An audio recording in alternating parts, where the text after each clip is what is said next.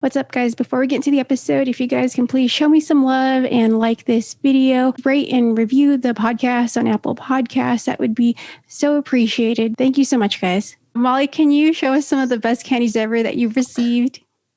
I'm going to be honest. Everything I'm showing you today is something I've made personally. That's fine. I know. I've never been given like something really cool by another person.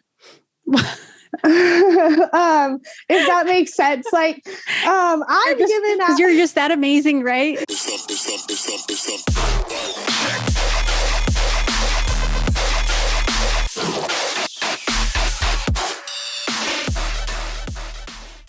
Today, I have a very awesome guest on the pod.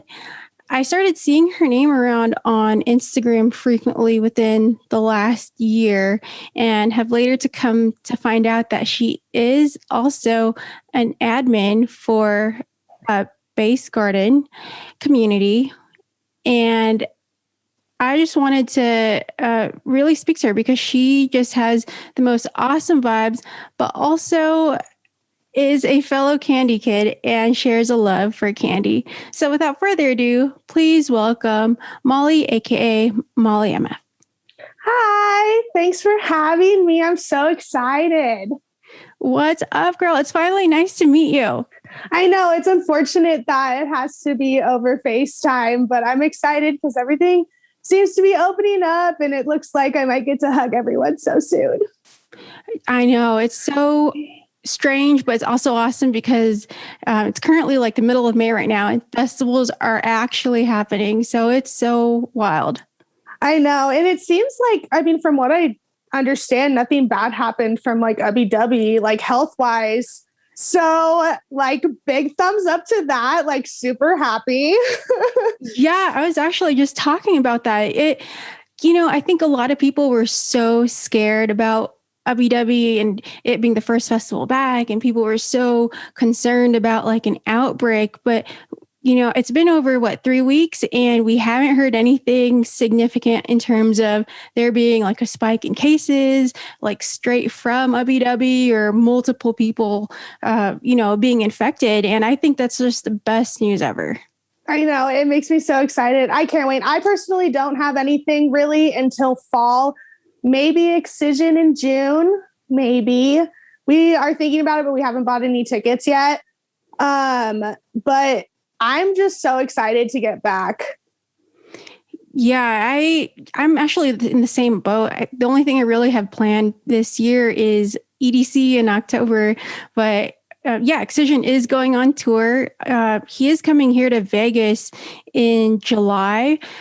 And it's going to be outdoors. And that's one of the reasons why I'm like, I'm going to go, just because I live here and I know how hot it is. And I feel like a lot of people don't understand how hot it is even at night.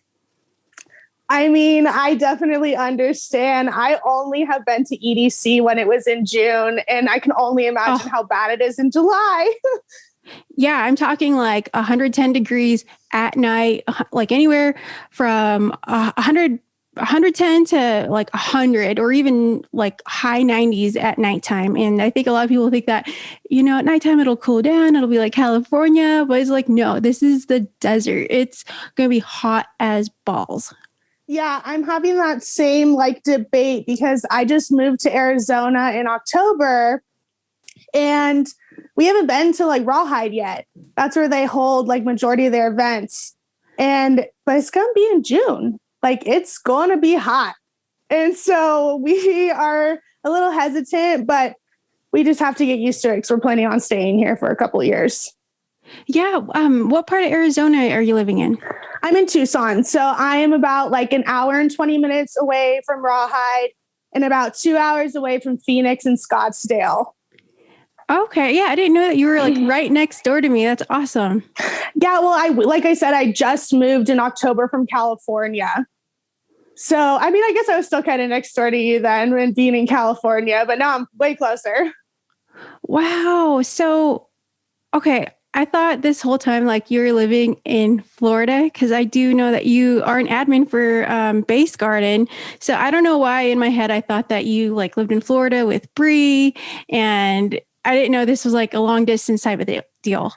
Yeah, I actually met Bree over quarantine. I didn't actually really start making content on Instagram until like last March after I graduated college. And like I ended up meeting her and we seemed to click really well. And I saw she posted something saying she was like taking a step back because she didn't have time. And so I reached out to her. I was like, hey, if you need help with the page, I have some free time. And then that's kind of how we linked up and it just went from there. Oh, wow. That's awesome. Okay. Before we like get a little too far into this, Molly, can you give us a little bit of insight into who Mollymf is and who you are and like how all of this even came to be about? Well, my name is actually Molly. I know, ironic. I remember when I first started raving in 2014, people legit did not believe me when I told them that at events. I had to like show them my ID in a couple instances. And I was like, nope, that's my name. They think that was like your rave name? Yeah, exactly. Because rave names were super big when I got in the scene, or at least they were like on the like tail end, I feel like. And then I feel like they really dropped off in like 2016. Because like I did a poll on this and no one really has a rave name now. Like people who started raving in like 2017, 2018, things like that. But I graduated college last like March, May time. I'm a design major and I'm currently looking for a job. So right now I just do DoorDash for work. Oh, wait, when you say design major, is that like web design or interior design or? Ideally interior design, but I have a general design degree, so I can branch over into a bunch of different areas. Oh, wow. That's so cool. Wow. I didn't know that was like, that's what it would be specifically called, like interior design. So that's awesome. Yeah, I really love it. Like I said, I'm looking for a job. We just moved here, so fingers crossed that'll happen soon. I mean, thankfully more jobs are opening, so hopefully soon. I actually had an interview this morning, so fingers crossed on that. Yeah. Oh, fingers crossed. Holy shit. That's awesome. Yeah, we'll see. It's in my town. Like I won't have to commute. So that's ideal. Yeah. I hope you get it. That's great news, girl. Yeah, thank you. But yeah, I run the page with Bree over at Base Garden Community. I'm a Rolita Rebel as an ambassador for Freedom Rave Wear and Critter Clips and Pixie Rave Shop, which is a really cute little accessory place. And yeah, I live in Arizona now. I'm new. No friends out here yet. What made you want to move to Arizona? My boyfriend actually got a really, really good job opportunity. And so we moved for like his career advancement, essentially. Oh, okay. Yeah, you got to do what you got to do. Yeah. And like we've been together for a long time now. So it was just a little sacrifice for a long, like term, better outcome. Sure. Do you like Arizona? So far, it's so good. It's getting hot though. So we'll see how I feel towards the end of summer. What part of California are you from? I lived like outside of LA, on and off between Santa Clarita. And then before I moved here, I lived in Long Beach. Oh, shit. Very nice. Wow. That's such a climate change compared to Arizona, like super like dry, like coming from like someplace that was like humid and relatively like cool at night. Yeah, it's a big change. My sinuses and all that's trying to get used to it, but it's fine. I give it like another couple months and I think I'll get used to all the stuff. Yeah, I think too, it's just going to be like a lot of newness in terms of like the festival scene, kind of like what you were saying earlier, like with going to Rawhide. I've never been either, so I don't know what that's like, but from the photos that I've seen, it looks really cool. And it's like a different vibe too, almost like a Western type vibe. Yeah, it's in like a Western town or something. Like I said, I've never been. My sister went to Decadence one year. And either. Well, I guess I'm gonna go this year if it happens. I don't know though, because Countdown has my heart. Like we've been to a couple countdowns, me and my boyfriend together specifically. So we might make a little trip over to California to go to Countdown if it happens this year. Was that your first festival? Oh no. My first festival was actually EDC Las Vegas. Wait, Me actually, too. that was my first like rave. My first festival was actually Warped Tour, like way back, like when I was like younger. Festival. Yeah, Yeah. like festival. It was EDC Las Vegas, and then it just snowballed from there. Nice. Dude, isn't Warped Tour like completely done, like over?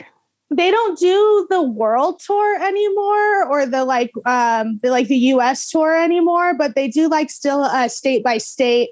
It's way smaller though. Are you serious? I thought they completely shut it down. I didn't know they were still doing it. No, they just shut down like their whole US tour. I'm sure that had something to do with the decline of like that type of music. Like, but it's on the up again, I feel like. So we'll see. We'll see. Yeah. Who are some of the bands that you saw? Oh God, so many. Like I guess my most memorable ones is I saw like Streetlight Manifesto. I've seen I can't remember anything, but August Burns Red and Pierce the Veil, like Asking Alexandria, just all the goodies, all of them. I love that. Whenever I hear that people like used to listen to that type of music, I'm always like, and here we are listening to like EDM. I feel like I want to say maybe 75% of people have some type of like background listening to something that involves a guitar, usually. I have a theory about this. I have a theory that like whatever music you listen to pre-raver, I guess you would say, kind of navigates what genre and subgenres you kind of like I feel like everyone who like metal and like stuff like that go totally into bass heads, or like people who really like pop like will like more like mainstream, or they're like house music, and then people who like hip hop and rap, they go for trap. Like Yeah. I just feel like there's a EDM genre for every normal genre, I would say. Oh, I agree. And it's so easy to see that, like kind of see like both worlds collide, especially with who was, I think Asking Alexandria. I think they do have some stuff with Keizo, if I'm not mistaken. And there has just been so many different like collaborations. And I mean, look at freaking what that Skrillex song, Purple Lamborghini with Rick Ross. It's like this giant, like, I don't know. It's just so cool to see like these worlds collide. And I think that's definitely why you see like all of like us older ravers kind of going to whatever genre that attracts us. Yeah, I love that the like old school mashups and sets have been so good, but I feel like you see more of that blending and dubstep and bass music compared to the other genres. I do agree with that. I feel like it's almost like, I mean, I don't know how old you are. I feel like even remember this, but like kind of like when Linkin Park did that Numb song with Jay-Z. That's what it reminds me of. That, like, it's so good. All of it. I love music blending. It's just because they all just stem from key roots. So why not just stack them all on top of each other and make magic? Yeah, I'm for it. I'm so for it. What's your like go-to genre? Definitely bass music. But I do like all the genres. I mean, what genre would Griffin be considered? Because I really love Griffin. And I really love Cray. I don't think I've listened to any of Cray. Yeah, Cray's cool. She's the one she's dating Keizo. Oh, okay. See, I'm not like a major fan of Keizo. I mean, I know about Keizo and like have listened to some songs, but I'm not like super invested. But okay, that's good to know. I mean, I don't know. With Griffin, I would say a little bit more mainstream, more pop. Yeah, but is mainstream considered a genre though? That like I always go like back and forth on this, but ultimately, yeah, I guess you would say like mainstream music I really like, and then bass music are my go-tos. Oh, okay. Very nice. Well, I feel like with when I say mainstream, I don't mean like you would hear them on the radio. I mean, you probably would, but like in my head, I think more so mainstream as in being like on the main stage at EDC or like, yeah. Just make me happy music. That's what I think about when I think of like main stage music, like music that just is light and makes me happy. Yeah, this is like not to hate on it or anything. No, like not at all. I love it. That's what I'm saying. It's one of my favorites. I just don't know what to call it. Yeah, me too. I mean, I would say poppy EDM. I don't know. I don't even know what. I don't know. I'm not sure. Someone's going to say it's house or something in the comments, but I have no idea. If you know, let me know because I've been struggling with this for a real long time. Yeah. Gosh, same thing with like Illenium. I feel like Illenium is like dubstep sometimes, and then other times more so. I guess you could say poppy EDM. I don't know. It's so versatile. It's whatever. It's all amazing. Who cares what you call it? It's great as long as it's got a good bop. I'm gonna like it. Yeah, I mean it's EDM, so yeah. But what was I going to ask you? Oh, so like with Base Garden, like how do you like how have you been managing that? I mean, because you just moved from like California and then like finding a job. I feel like that's like so much to handle. How do you like manage all of that? Well, I do have a lot of free time because I do DoorDash right now for my job. The flexibility and the hours are great. So I just do it kind of when I'm at home. Like for the Base Garden, I mainly handle like reposting people on our stories. And like I do Fest Outfit Inspo every Friday, which is super fun. I love doing that. And I make like a little fancier infographic card for that. So that takes me a little bit more time, but I'll try to like batch those. Like I'll do like a whole month or I'll do like 2 weeks at a time just so they're ready in my phone. And I just have to like press send. I don't have to worry about it every Friday if I do that. Oh, wow. So what's that process like for you? Do you sit down and kind of create them all at once or? Sometimes, like I said, it just kind of depends on what my week flow is like. I normally I'll just do like 2 weeks at a time and I'll find the outfits that go along with whatever theme I assigned for the month. And then I'll go into Pixar and use like all their free stuff in there and make it look pretty. What's that? It's just an app on your phone. I do all of it on my cell phone. Oh, Pixar? Is it kind of like Canva or is it? Yeah, it's like Canva and Facetune like made a baby. That sounds amazing. Yeah, it's like that's one of their top free apps. I was looking for a new app because I just wasn't happy with how Facetune was. Like I just like, I want to do like some fun stuff with my pictures and it was really limited on that app. And so I just browsed the app store and I found it and I really like it. So that's what I use. Oh, wow. And it's free? That's crazy. Mm-hmm. Yeah, they have a pro version just like any other app, but their free version gives you access to a lot of things. Like you don't even need to get the pro, in my opinion. Oh, wow. I'm going to have to check that out because for Facetune, I think Facetune, God, I bought it so freaking long ago. I forget how much it is, but it's like, I want to say it's like $5. I could be wrong, but I don't have like the video one. And like, cause I had it since like 2018, like a while back, and they took away some of the features that were on there and made them pro. So I'm just like, okay, I barely use this anymore. So I don't even think I think I'm just going to delete it and stop paying for it. But I don't know. Yeah, try this one because their free features are great. I definitely suggest it.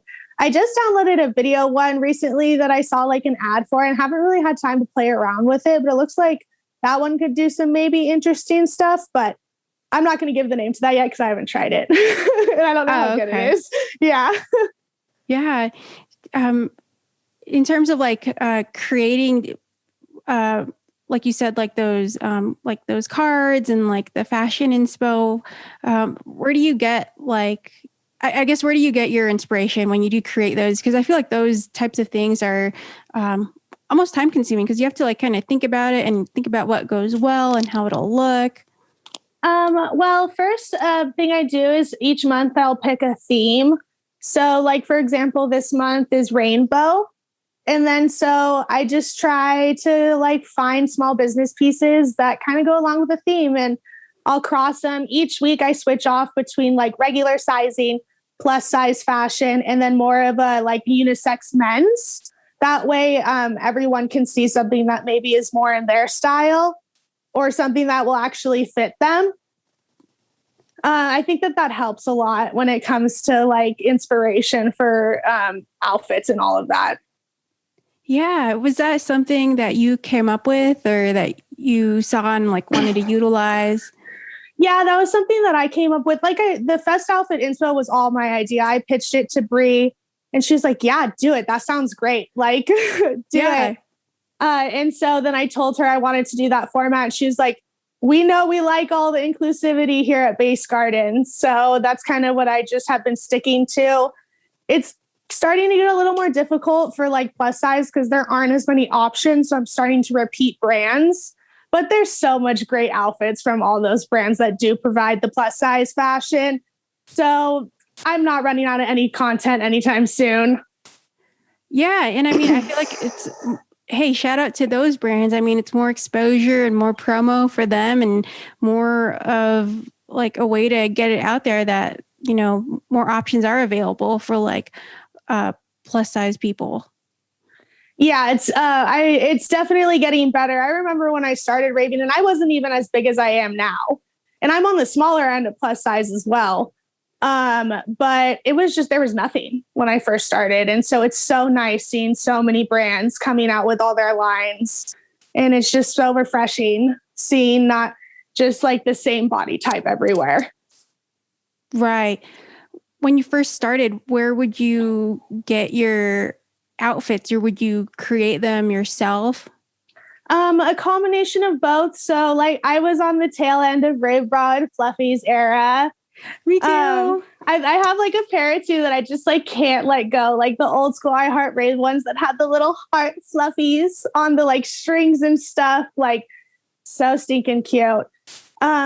So like I'm a really creative person, so making fun rave bras and stuff, that was super easy, super fun.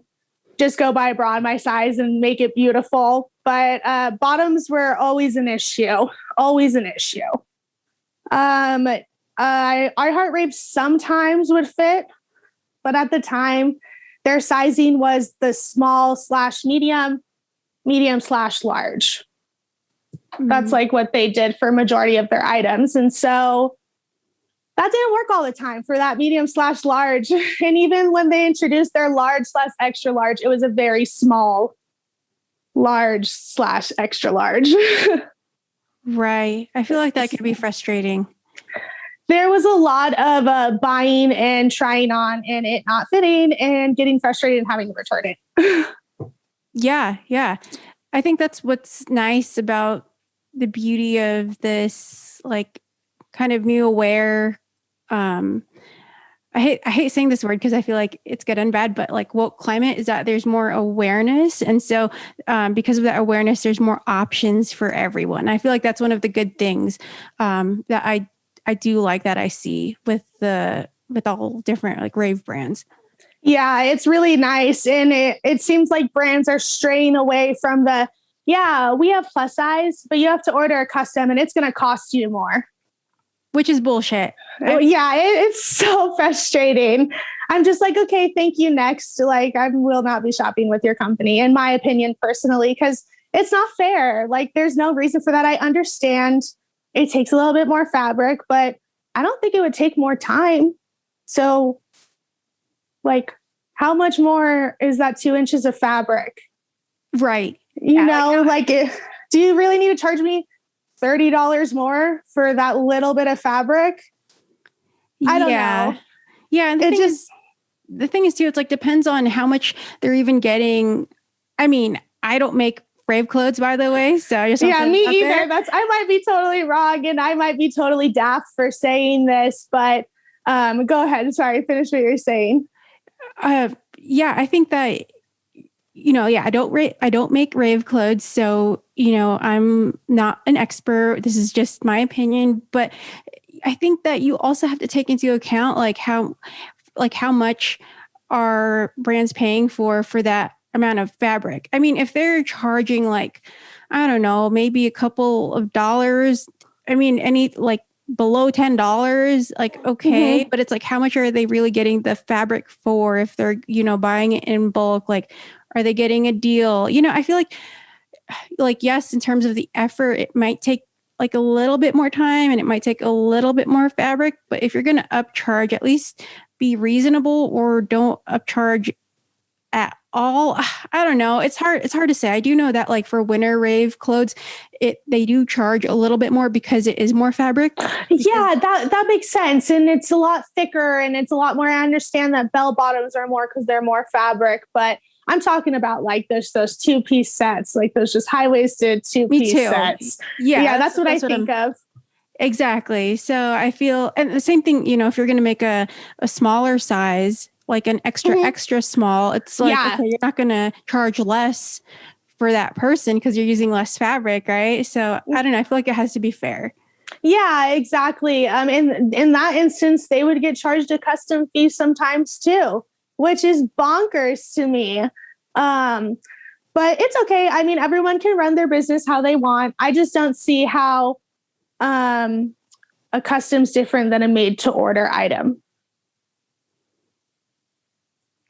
Made to order.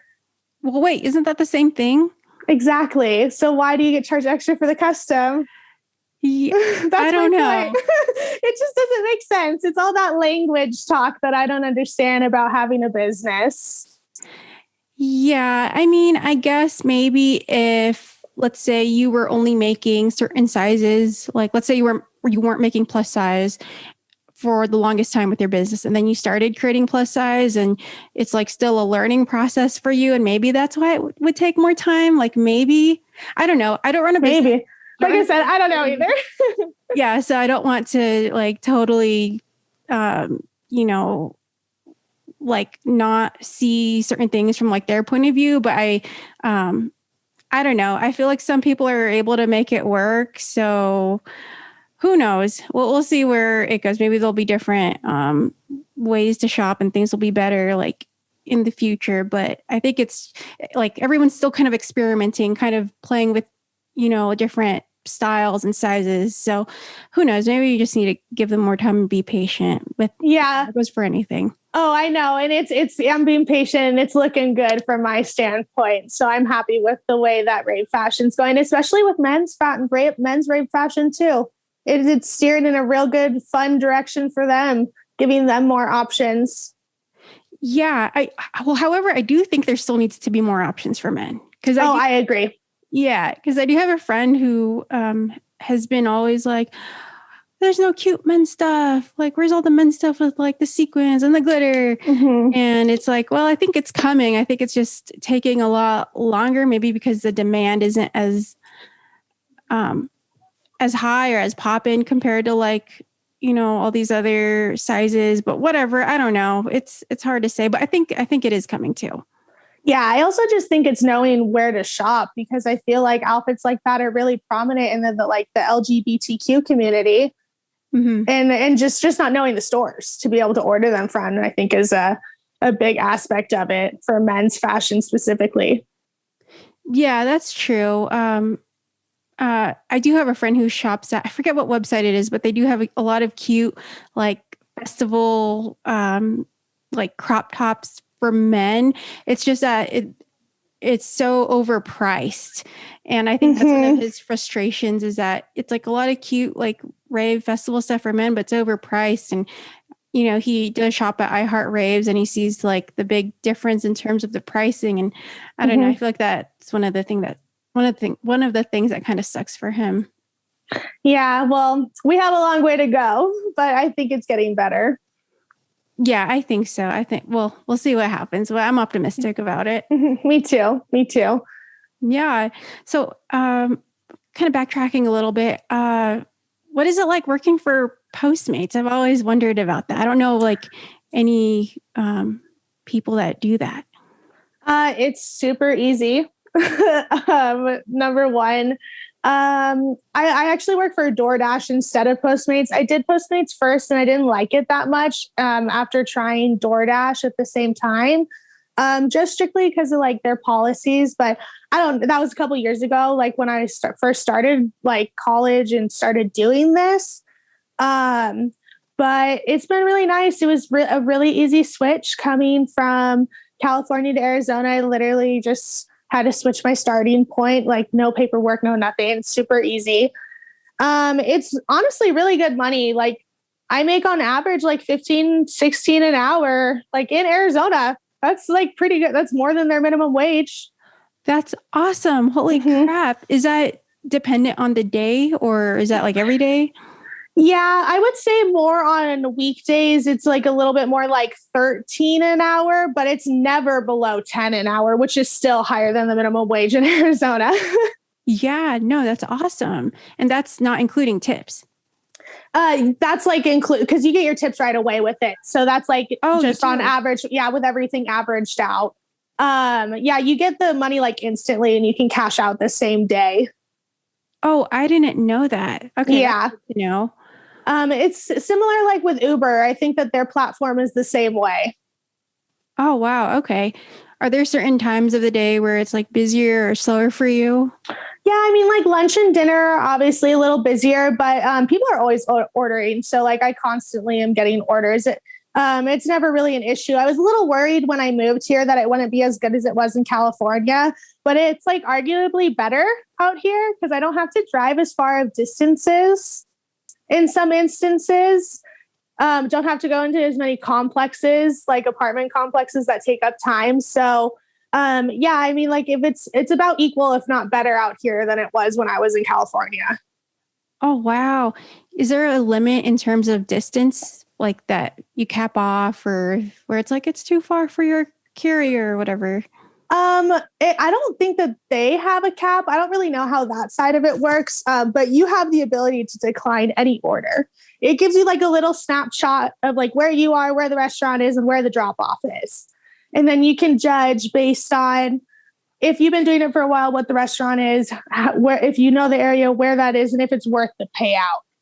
And then if you don't think it is, you don't have to accept it, and then they'll send you a different one.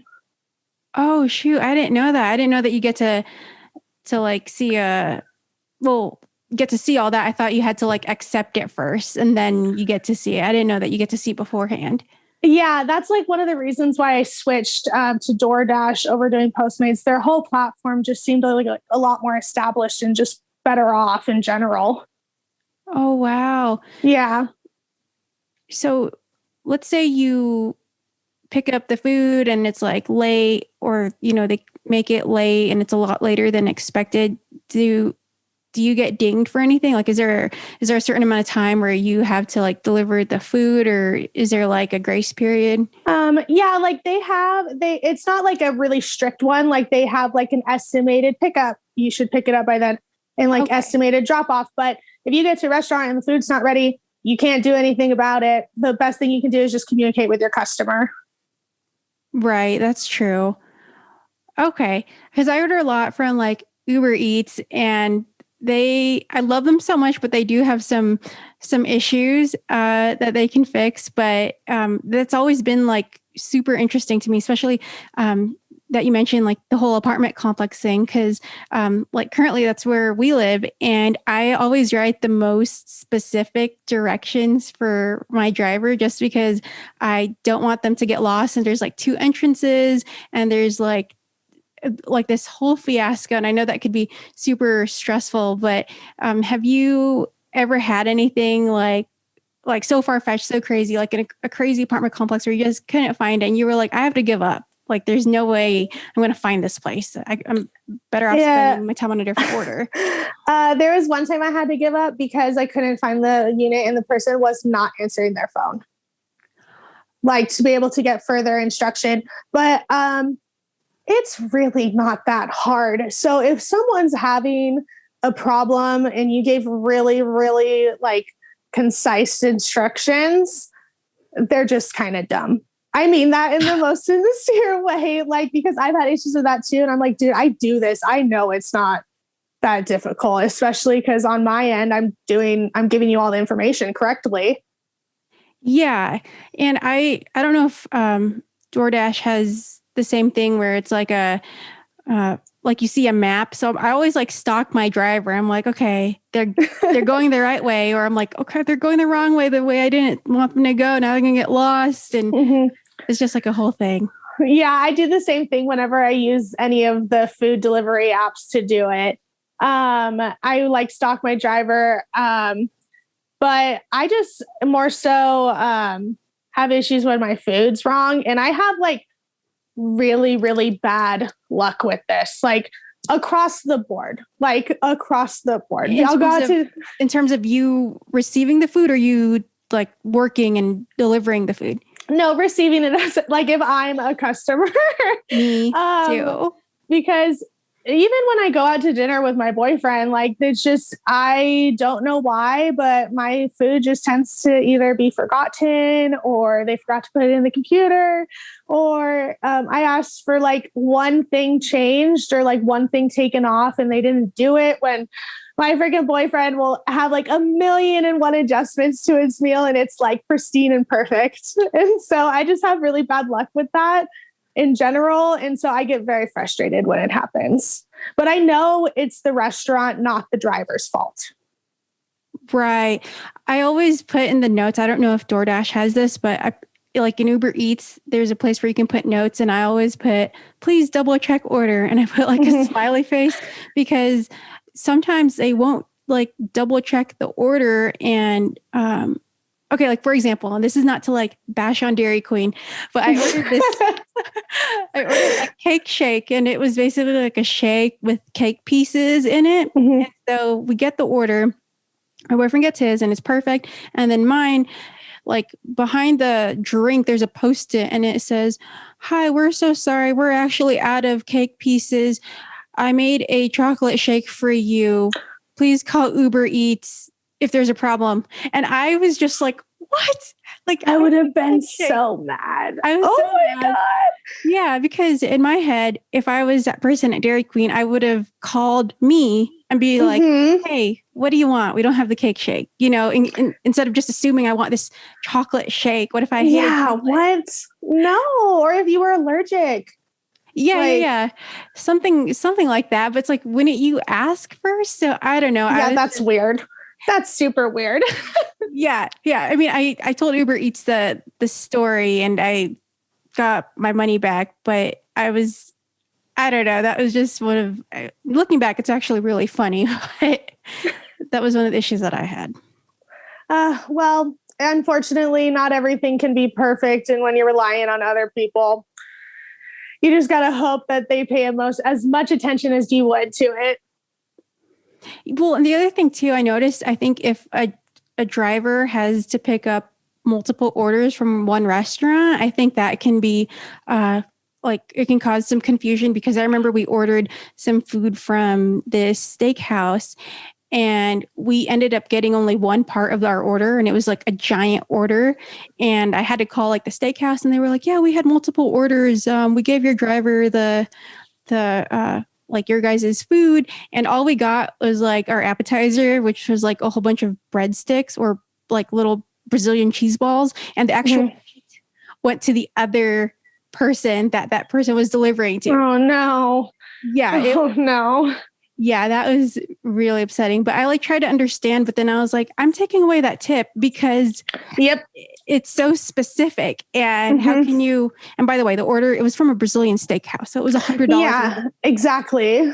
So I was like, how is this? Yeah, I don't know. I took away the tip. Yeah, no, don't feel bad about that. That's totally, unfortunately, like there are some bad people in the world that will just like steal food. My boyfriend was saying that. He was like, he probably stole the food and ate it. And I was like, I don't know. It's definitely possible. I know it's definitely possible because not everyone's a good person. But I've seen like videos and stuff of like people catching their drivers eating their food like down the street from their house and stuff. But sure. If they're a good, honorable person, you shouldn't have any issues with the orders. Like I said, there is an issue, it's usually because of the merchant.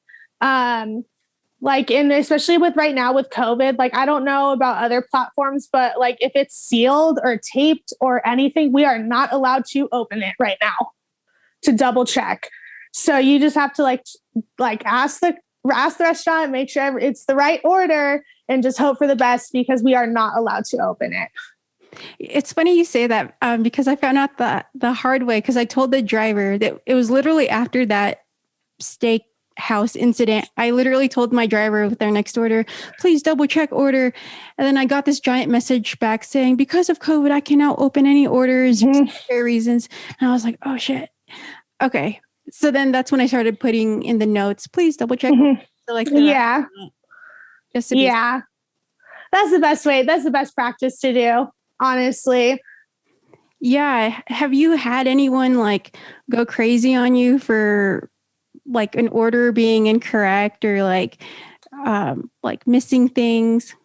Not like gone crazy on me, but I have gotten like texts after I dropped something off or people like fraudulently saying that I didn't drop off their food.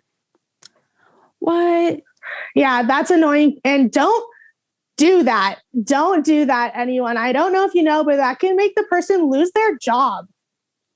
Like, right. Don't do that if you're just trying to get a full refund on your meal, or if your meal's wrong, don't report it. Or like if it's missing something, don't report it as that, because like report it in the right category, because that can seriously make someone lose their job and like really screw someone over. So like, just don't do that. Yeah. I think that can make, because then it looks like they're stealing your food, and I don't know. I think that would be totally fucked up. But I know with Uber Eats, they actually send a photo. Like the driver will send you a photo of the food saying delivered, and I don't know if that's what DoorDash does, but maybe that's why. Oh, they do that. Okay. Yeah, they do. Yeah, but I know that what's it called? It's really interesting because I think. Stop. Is that your kitty? Yeah, he like always comes and butts in the podcast at like the worst time. But I think so with like showing like profile pictures and stuff on those types of apps, I always get like kind of like weird about it, only because I'm like, oh, like if they can, I don't know, if they like judge you off your profile picture, I feel like they might like treat you differently or be weird. And I only say that because one time we were ordering and then it was like our driver was like this beautiful like blonde lady, and my boyfriend like always looks through the windows to see if our driver's gonna like come drop off the food, and it was someone completely different. It was like an Asian guy. So I was like, oh, like maybe he's doing that like to protect himself, or maybe, I don't know. I was like, well, maybe not. Maybe that's her boyfriend or something. But I thought that was really, really strange, because I think with Uber, I'm sure with other platforms, they have to like verify that that's you. And I don't know. It's possible that it's someone doing it together. Like someone drives and someone gets out and picks up and drops off the food. Oh, okay. So it might have been under that person's name, and she's driving the car because she's liable, or she can like drive. And then maybe it's like her kid or something hopping out and dropping off the food and grabbing it from the merchant. Oh, okay. Yeah, that would make sense. Or I was thinking a lot of people do. They do? A lot of people do that. Yeah. Me and my boyfriend were doing that for a little bit when I first started doing it, just to like hang out. Like, cause I was working a lot, he'd just come with me for a little bit. Then we were close to our house. I'd drop him off. Oh, okay. But he would drive and I would be the one getting out and handling all the food and interactions. Oh, wow. Okay. Yeah. Cause I've seen this twice, and it was always a girl driver, but it was always a guy who would come drop it off. So I was like, maybe it's a safety thing, but yeah, it could also be that. I mean, 100%. It could be a lot of things. Yeah. But yeah, that's cool. I don't know. I always thought that like doing that side hustle was always like, oh, it's on your time. Cause I think it is on your time, right? Like you get to choose when you want to work. In DoorDash specifically, you have to like be a top dasher to get access to log on whenever you want. But if not, then you would just schedule your drives, kind of like a regular job. Oh, so what's a top dasher? It just has to do with your ratings. So you have to have like a certain amount of deliveries each month. Your ratings have to be over a certain percentage in a couple different categories. And then that's all it is. And then it'll give you the ability to log on and log off whenever you want. Oh, okay. Are you a top dasher? Yeah, because I use it for majority of my bills. So I hit all the categories, no problem. Wow. How long have you been doing this, by the way? I started doing it in 2018 when I transferred to finish my bachelor's degree. Oh my gosh. Yeah. So you're like a pro at this. I've been doing it for a while, but I'm really ready to stop. I really want to get a job in my field. Yeah. I'm sure that experience will like still help you in the long run. Like I think with any job, like with, like basic skills like analysis and like, I don't know. I feel like jobs that aren't really in like your fields. Like I know a lot of people that go to school and then they don't get a job in their field. And like they say the same thing, like I want to get a job like that's in my field. But I feel like that job that you had prior, like it'll show you some skills that you'll need for that field, like in preparation. Oh yeah, because if it doesn't fall under one category, it's probably under the customer service category. And that's always good on a resume. Yeah, that's true. I think customer service is something that is actually really difficult for a lot of people. Yeah, I think that there's a lot of factors that go into that, whether it be like psychological or mental or is that the same thing? I think that might be the same thing. Those two words meaning psychological is of your brain, right? Yeah. Yeah. Okay, so I know I get what you're saying though. Like I completely get what you're saying. Yeah. No, I agree. I think it depends on like how much patience you have as well. And if you can read social cues really well. Cause if you don't, and I've seen it, I've had coworkers who don't like read like people's body language or understand sarcasm. And that can be really, really difficult and make your life hell. Yeah. Cause you're in medical, right? Yeah. You're in the I used to medical work field. retail. I used to work retail for like 10 years. Yeah, so you know all about it then. It's important to be able to pick up on those like social cues, and regardless, customer service is good on your resume. Oh yeah, absolutely. And I feel like that's what helped me become like a better people person. And also I feel like that's what made me like come out of my shell. And it's like been easier for me to like talk to people and make friends and meet people at, raves and festivals. Cause I'm so used to talking to strangers all the time. Yeah, it definitely breaks open that shell and makes it a lot easier. I feel like those entry level beginning, like fresh out of high school jobs are always really shell breaking, I would say. Yeah, because then you're forced to do it. Like you have no choice. Yeah, same with like when you go to college and you are forced to do presentations. Oh, yeah. I had a love-hate relationship with those.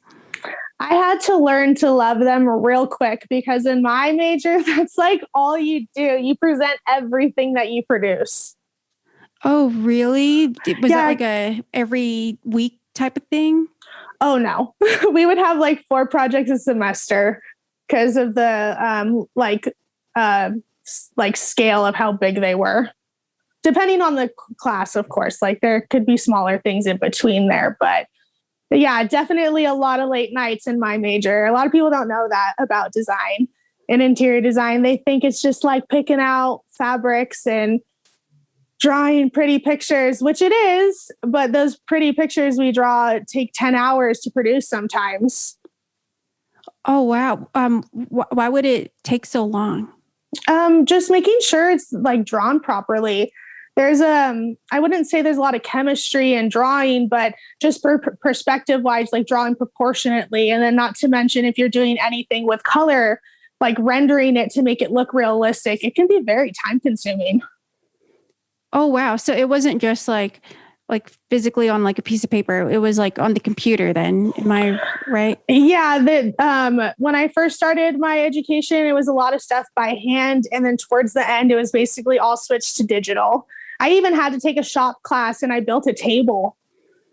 Oh, wow. Holy shit. Yeah. You're amazing. A table? Yeah. It was like our final. Oh my God. What would you say is like the hardest thing? Would you say that it's that like actually like doing all those like small fine details with the rendering or? I'd say the hardest thing is like time management because yeah, I'm saying that it might take 10 hours for a drawing, but that might be one assignment for one class. You might have 5, 6 classes in a semester. I know one semester I had 6 classes, and in that it was like design and normal gen ed stuff finishing. And so like it can be a lot. It's a lot of really late nights. Oh gosh. Is it anything like do you have to draw things to scale, by the way? Because I know that will make it a lot more like tedious and oh yeah, definitely. I'm not the best at hand sketching. I'll be completely honest. It's not my like strongest skill in my skill set. But when you get to the digital side of it, that can take just as long as hand drawing it. Because you can imagine like any computer program, there's layers to it. Yeah. Did you have to use a specific software? A bunch. Majority of it was like the Adobe Creative Suite and like AutoCAD, which is like a 2D drawing tool. Oh, okay. That's the easiest way to explain it, at least. A lot of architecture people use it. Yeah, it sounds, I don't want to say Photoshop, but it sounds like a mixture of like, what is it called? And I only know this because I messed around with it a little bit, like in high school, like GIMP. I feel like it's probably like a way harder, more complex version of that with like all like your interior design, like tools. Yeah, actually, we do use Photoshop, so that's funny that you say that. Oh shit, no way. Yeah, it just depends on what you're doing. There's like, like there are always multiple ways to get to whatever you need to accomplish. In any situation. So whether you're doing it by hand or you're doing it digitally or you're doing anything or making a model, whatever you're doing, there's a couple different ways you can do it. And so it's really just finding the ways that work best for you personally. Right. No, I love that you say that because that really ties into like, you know how you have to enroll sometimes in these bullshit classes and you're just like, what does this have to do with my major? Or you come across like a problem or a project and it's like, this has nothing to do with what I'm going to school for, but it's all about like the different ways that you approach the project, because then you're like building all these connections in your brain in terms of like how to like fix it or solve it. And that's really what they're like trying to get at. Mm-hmm. So I really love that you brought that up. Yeah, those early classes, like, don't take them for granted. Like little rave babies that are fresh in the scene that are maybe just getting into college, like pay attention in your gen eds because the skills that you're learning more than just US history. You're learning more than communications, which communications is a very important class. Pay attention in that class because knowing how to speak is so, so important when you get in is like to the job field or just interviews in general. And so like, just don't take it for granted. I mean, you could take it for granted a little bit. You can play a little bit and slack off a little bit in your gen eds, especially when you get to your upper division classes. Make those a priority, but pay attention to what you're learning in those other courses, I would say. Oh, absolutely. And that's what I tell like the trainees at work. I'm always telling them, you can't build a house on sand because you need a solid foundation. Exactly. And it's so cheesy, but it's true. And if you don't know the basics, then there's no way you're going to learn all these like complex like concepts and ideas. And yeah, I think that's super important. So yeah, definitely pay attention in those classes. It's important. Yeah. It so is. Yeah. We're kind of switching gears. Let's switch some gears. Molly, can you show us some of the best candies ever that you've received? I'm going to be honest. Everything I'm showing you today is something I've made personally. That's fine. I know. I've never been given like something really cool by another person. If that makes sense. Like, I'm given because you're just that amazing, right? Sorry. No. I've never been given something cool, like real. I've never been given like something intricate or something like even like other than just like a little baby perler on like a single, you know, like I've never been given something larger. Okay, everyone that's listening, let's change that. If you see Molly at a festival, you need to give her something amazing and mind blowing. But I love making candy, and like I came in the scene in 2014 essentially, but I had been introduced to EDM earlier on because of my sister. My older sister used to go to festivals and stuff. I remember distinctly the moment I decided I want to go to a rave. She was showing me an old trailer of like, do you remember how Insomniac used to do their trailers? Like really, really theatrical almost in the beginning. It was very, very cinematic. It was like telling a story almost. And then it would get to like the actual event. And it was, I do remember that. I was actually in one of them. Oh, that's so cool. At least I don't think I've ever been in one of those, but she showed me like a Nocturnal 2010 trailer, and then I just watched all of them. And I was like, I want to go to this. And then so like once I got of age, because they changed it to 18 shortly after. Right. And so I went to my first event in 2014, totally got involved in the culture. And so I guess I should just go in order of like, because I have some old stuff I'm going to show you that I've like held on to for a while.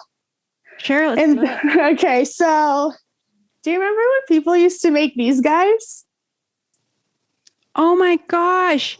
Yes. And with like the actual faces, like animal faces. Yeah. Like, so I don't know if anyone knows. I don't know if they're still made, but these are like candy masks. They're made out of pony beads. And I think that this stitch is called peyote stitching. I don't really know the lingo of candy making. I think so too. I think, a couple of people have said that stitch is a peyote stitch. I don't know why it's called. I don't know either. I think that has something to do with like the blanket weaving. Oh, okay. I was just thinking the little cap, the little squash drug. Oh yeah, that too. Yeah.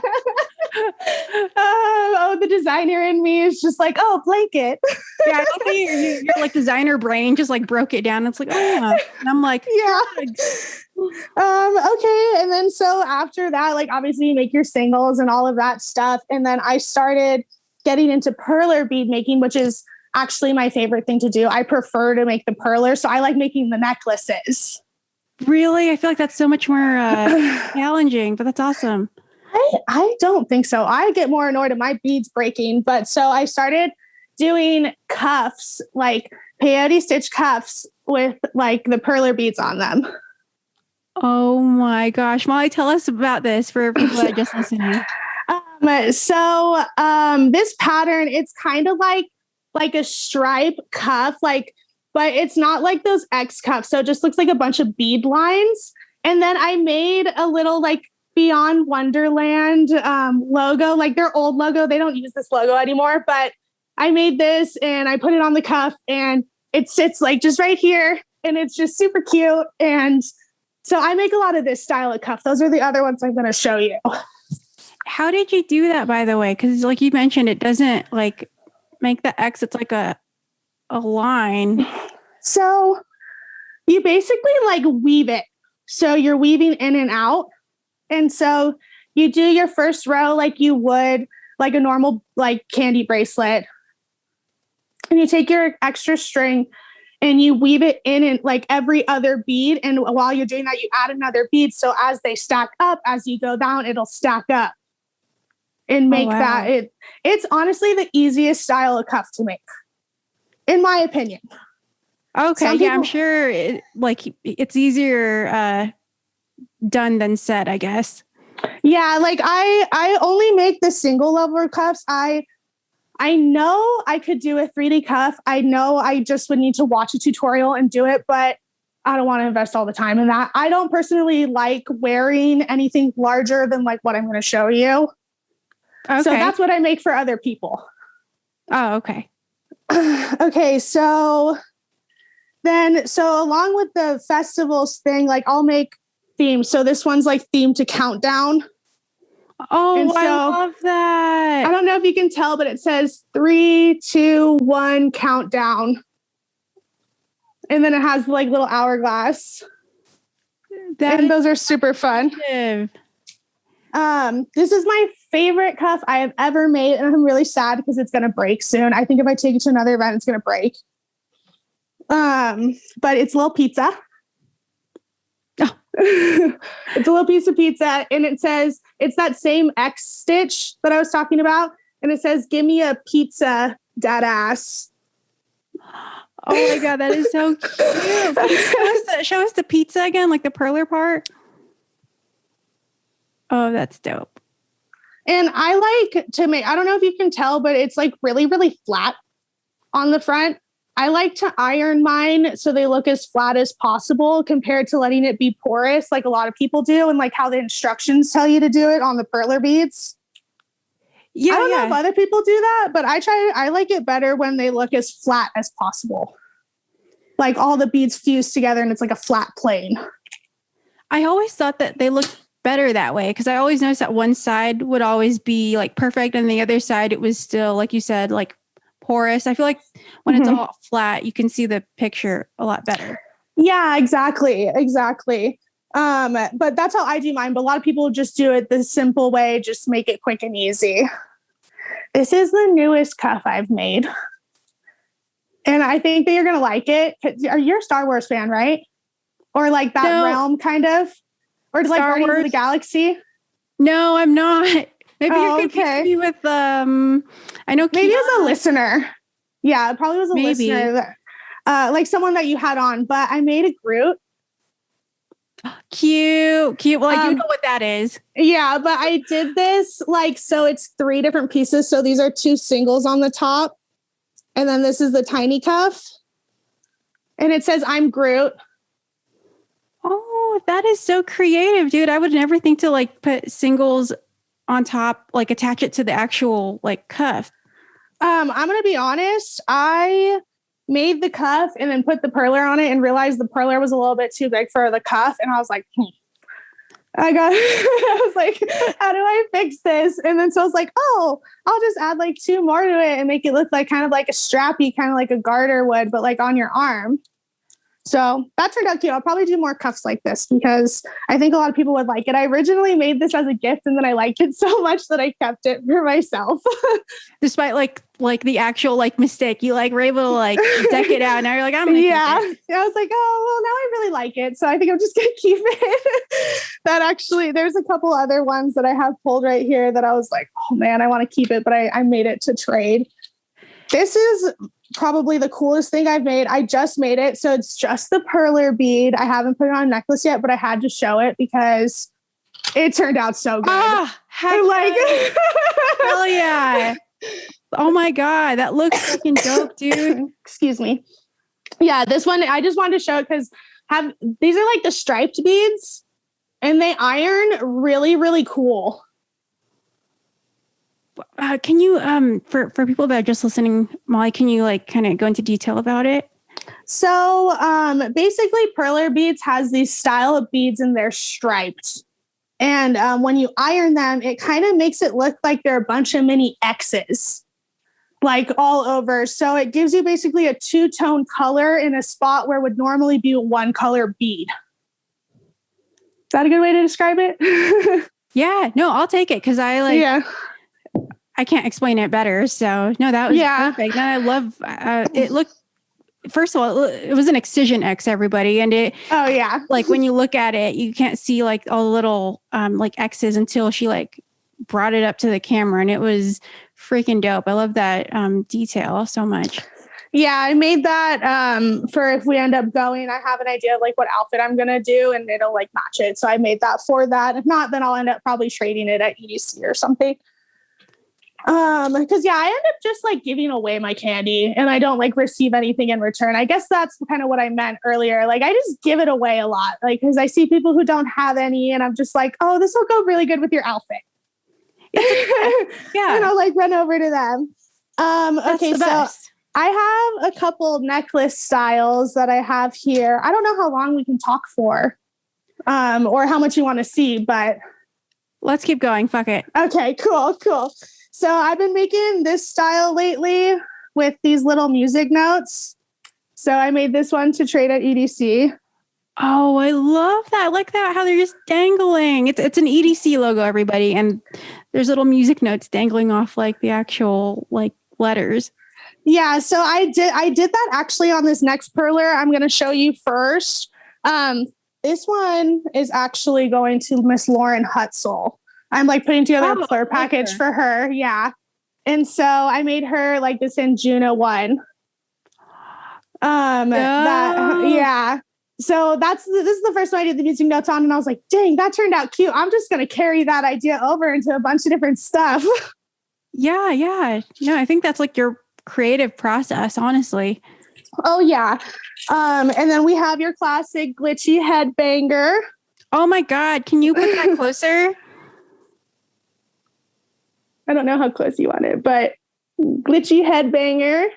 Oh, wait. Okay. Yeah. When you bring it in closer, I can see the 4 different colors, like the yellow, blue, pink. But then when she pulls it away, it looks super trippy and like blurry.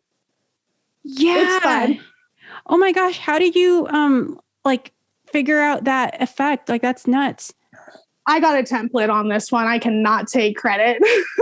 I just found someone had done it online, and I just found it, and I changed the colors a little bit to like alter it to how I wanted it. But there's a couple of different ones in this style. I know that there's this one that says like game over, and it's like in that same like glitchy trippy style. But it's just like one of those things that you see when you type in perler bead patterns.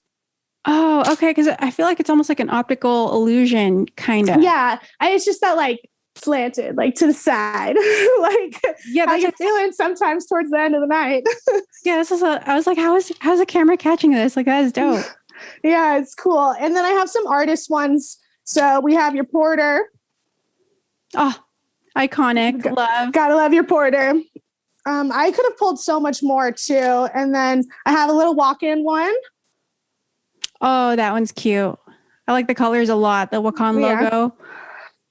And then we have one of my faves. We have Ghastly. Oh, is that his logo? I didn't know. Yeah, when he like first, like I made this in 2016. So at that time, this is like one of his logos he was using. I don't really know if he uses it as much now, but at the time, yeah, that's like what his logo was. Very similar to Porter's. I was going to say, it kind of reminds me of Porter's, but I didn't know. I wasn't sure. Yeah, just a little different because he's like Ghost Boy. So it looks like a little ghost face. Oh, okay. Yeah. And then this is a singles. I do like this single pattern a lot. It's like one of my favorites. I have to put it on for it to make sense though. So it's wings. It's 2 little wings, but when you have it on you, like they stay upright. And then it looks like you're flying. Like they flap, and then it just looks like your little flying little butterfly wrist. I love that one. How did you well, you're an interior designer, so I guess you're like able to craft all these really cool candies. That one is awesome. I haven't seen like a functioning candy functioning candy like that besides like a light up one. I haven't seen one that like where you actually think about how it looks when it moves. Yeah, because I made wings, and I was originally going to put them on a cuff, and then I ended up putting them on a single, and it worked really well. So I do these a lot. I'll do a bunch of different color patterns and stuff. I made like some really cool rainbow ones I'm going to give away. I have like a whole bin of stuff I've been making that I'm just going to like trade once I get the opportunity. But yeah, this was the first one I made though, so I hold on to this one. Oh, I love that. That one's really unique. Like, yeah, I really like that one. That's why I wanted to show it last, because I was like, it's small, but it's mighty.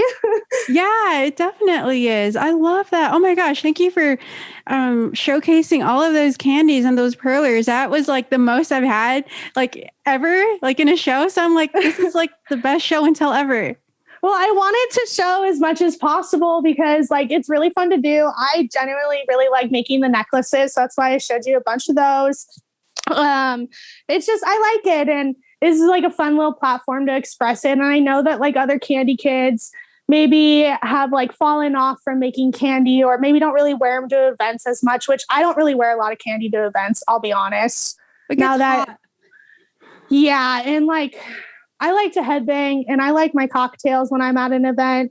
And so like just like all the liquids and stuff from getting bumped, like you just end up sticky. So I only wear like a couple pieces unless I'm going to something large like EDC. That's when I freaking bring out the stops and I bring all the candy. And I just like trade so much at EDC. Oh yeah. I always make sure to make at least 10. Like 10 is my minimum to make, and I'll make sure to wear at least 2 or 3 or have like a bunch on one arm, because I feel like that's always like my goal for EDC.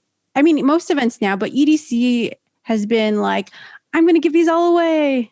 Yeah, I think it's because the large scale aspect of it. I would like to say that I would be the same way going to like a Tomorrow World, but I know that the candy scene is nothing like it is in America over there. Yeah, even the fashion, it's so different. Yeah, I mean, like the goal is to make it over there eventually. I've already hit like a lot of different types of festivals and a lot of different ones in the United States as is. And so I just want to try like all of them eventually. Thankfully, my partner feels the same way. So we're just going to make our way through them, I think. You'll do it. It'll happen one day for sure. Oh, yeah. Hell yes. Yeah, no, thank you for showing up. I mean, I already knew you're talented because I've seen your candies that you make and they're so gorgeous, but actually seeing them and like you explaining like the detail and like the functionality, I'm just like blown away by your skills. Thank you. It's nice to feel recognized for it. I feel like I post for no one sometimes. No. Keep posting. I know you like tag me and I'll like see it like 3 days later and I'm like, oh, I don't know what that is. But I'll like, if I'm on it, like I will share it. Like, yeah, if you guys have candy that you like love, like I will definitely share it. It's just a matter of me like going on to that account more often. No, I get it. I totally understand. Yeah. Tag. Yeah, no, I love it. I always put like, I have a little highlight on my Instagram where I put like my candy stuff when I post it. I've seen it. Yeah, I have like some of the bigger stuff I've made that I like have given away as gifts. I did like this really huge Tinkerbell piece recently. It was probably the biggest one I've ever made, to be quite honest. And I gifted that to Veronica, who owns Pixie Rave Shop. And we did like a little Plur package trade when I went up to the Festival Farmers Market to represent Pixie Rave Shop. Oh, I love that. That goes so hand in hand, like Pixie and like Tinkerbell. Oh yeah, that's like her thing. So she like asked me because she saw that I was posting. She's like, "Oh my God, do you make these? Like, could you like make me one?" And I was like, "Oh, I don't like charge for them, but if you want to do like a Plur package trade, I'm super down. Like, I'll just make it for you." Oh, that's awesome. I love that. But thank you so much for sharing, girl. I really appreciate that. You're amazing. Thank you. Thanks so much for like reaching out and wanting to have me on. Yeah, absolutely. And so one last question before you go. If you could have your own festival, what would you call it and why? Oh, that's such a good question. It would have to be like highly stylized. Like it would need to be like a huge, like immersive experience, I feel like.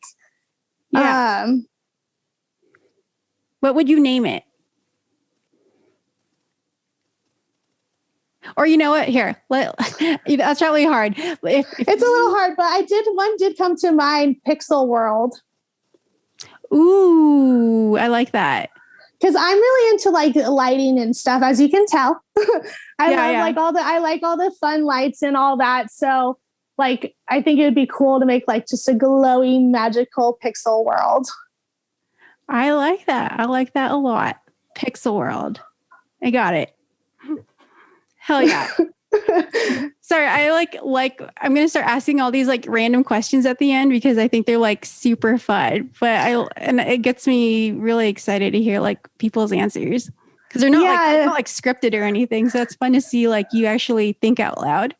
Yeah, no, I don't know why that popped into my head like that, but that's really fun. That was a really fun question. I was expecting a Raver Advice one. I was like preparing for Raver Advice. That's what you've been doing lately. Oh, yeah. Well, yeah, Raver Advice. I'm really like playing with a whole bunch of things, but yeah, I really like that one. But Molly, plug in where everyone can find you. So I am Molly MF. No, that's not Molly, motherfucker. It's Molly, and then my middle initial and my last initial of my name. And that's on Twitter and Instagram. And then I am on TikTok, but that's XO Molly MF. I don't really post there that much, to be honest.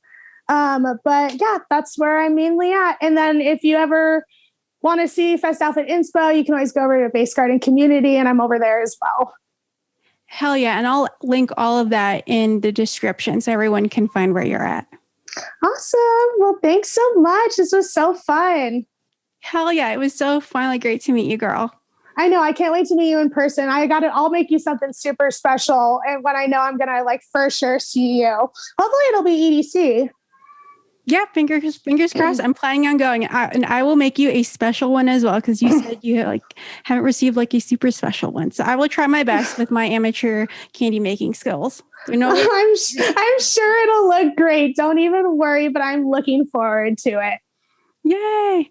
All right, fam. We'll see you guys next time.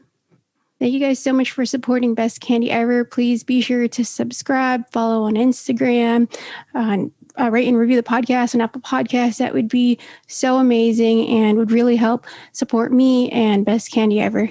I'll see you guys next time, Candy Fam.